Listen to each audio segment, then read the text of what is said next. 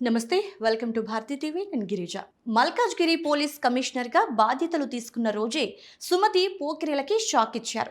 అర్ధరాత్రి దిల్సుఖ్ నగర్ బస్టాండ్కి వెళ్లి sensational operation చేపట్టారు. ఒంటరిగా ఎలాంటి సెక్యూరిటీ లేకుండా ఆ ఏరియాకి వెళ్లి సుమతి సగటు మహిళగా రోడ్డుపై బస్సు కోసం ఎదురు చూస్తూ నిల్చున్నారు. అర్ధరాత్రి 12 గంటల నుంచి 3 వరకు అక్కడే ఉన్నారు.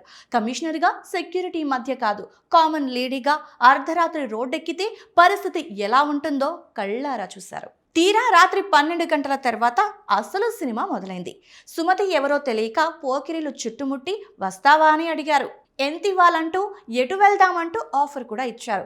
అటువైపుగా ఒక పోలీస్ కూడా రాకపోవడంతో ఒకటి కాదు, రెండు కాదు, దాదాపుగా 3 గంటల పాటు కమిషనర్ సుమతిని వేధించారు. ఆమె తప్పించుకుని ముందుకు వెళ్తున్నా వినకుండా బైకులు తీసుకొచ్చి ఆమె ముందే ఆపి వెకిలి చేష్టలతో విసుగు పుట్టించారు. ఇలా 3 గంటల పాటు తతంగం కొనసాగింది.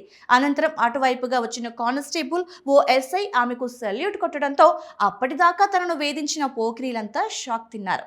ఇప్పటిదాకా వారు వేధించింది హైదరాబాద్ తొలి మహిళ పోలీస్ కమిషనర్ ఐపీఎస్ సుమతి అని తెలిసి పరుగు అంటూ లగెత్తిపోయారు. అప్పటిదాకా క్యా మాల్ హై మామా అంటూ కామెంట్ చేసిన ఆకతాయిలను పోలీసులు వెంటాడి జీప్ ఎక్కించారు. ఇలా 3 గంటల ఆపరేషన్లో దాదాపుగా 40 మంది పోకిరీల పనిపట్టారు ఐపీఎస్ సుమతి. వాళ్ళందరినీ అదుపులోకి తీసుకొచ్చి కౌన్సిలింగ్ ఇచ్చారు. వారిలో ఎక్కువ మంది విద్యార్థులు, ఉద్యోగార్థులే ఉన్నట్టుగా గుర్తించారు. చుట్టూ ఉన్న హాస్టల్స్ లో నివాసం ఉంటున్న ఈ బ్యాచ్ రాత్రైతే చాలు ఇలా రోడ్డు మీద పడుతున్నట్టుగా గుర్తించి సుమతి 3 రోజులుగా ఈ ఏరియాపై స్పెషల్ ఫోకస్ పెట్టారు. అలాంటి బ్యాచ్ రెడ్ హ్యాండెడ్ గా దొరకబట్టి అద్దరిపోయే షాక్ ఇచ్చారు.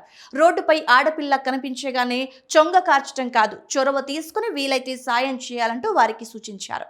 చదువు, కెరీర్ మీద ఫోకస్ చేయాలని బ్రెయిన్ వాష్ చేయడంతో పాటు మద్యం, గంజాయి అలవాట్లని వదులుకోకపోతే తోకలు కత్తిరిస్తానంటూ హెచ్చరించారు. ఇక హైదరాబాద్ లో ఇప్పుడు ఈ స్పెషల్ ఆపరేషన్ హాట్ టాపిక్ గా మారింది. అయితే ఇలాంటి సాహసాలు చేయటం సుమతికి కొత్తేం కాదు. 2001లో డిఎస్పీగా బాధ్యతలు తీసుకున్నాక కాజీపేట రైల్వే స్టేషన్ దగ్గర కూడా ఇలాగే నిలబడ్డ సుమతి ఆడది కనిపిస్తే అంగడి సరుకులా భావించే మగ మృగాళ్లకి బుద్ధి చెప్పారు.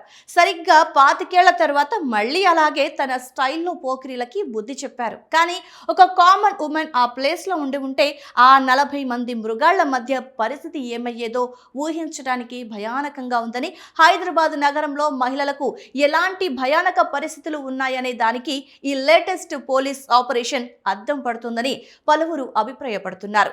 ఈ ఘటనపై మీరేమనుకుంటున్నారో ఖచ్చితంగా కామెంట్ చేయండి.